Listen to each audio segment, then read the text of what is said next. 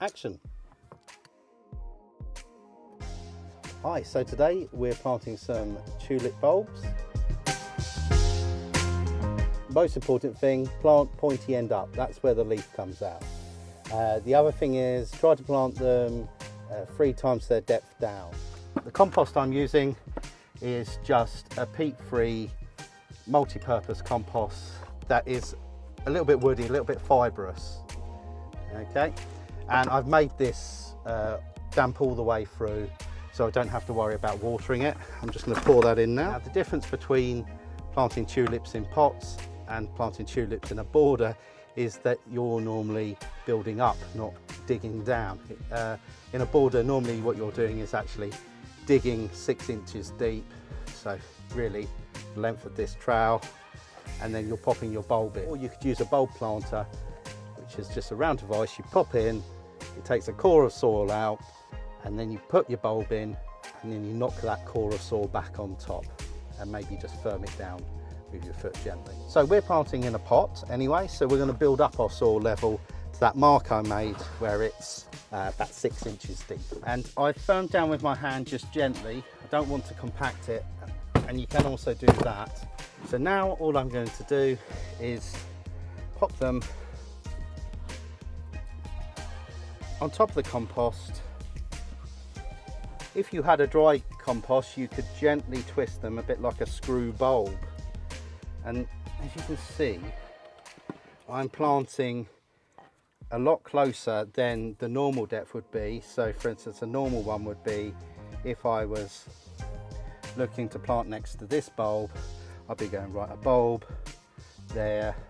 So that would be my ground spacing between those two. But because I'm looking to get the best show possible, I'm really filling it, so I'm just making sure there's just a bit of space between each bulb.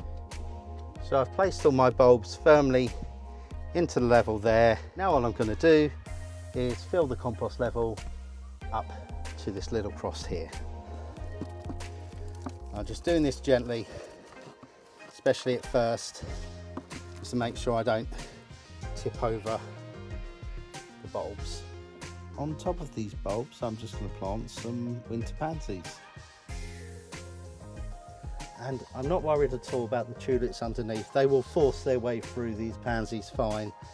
In fact, I have seen before a tulip push a pansy up like that with still its root block, so that it's sort of floating in the air. So I can always maneuver them a bit if they are getting in the way, or I can rip them out totally. But what I don't want is just bare compost for months until these tulips come up.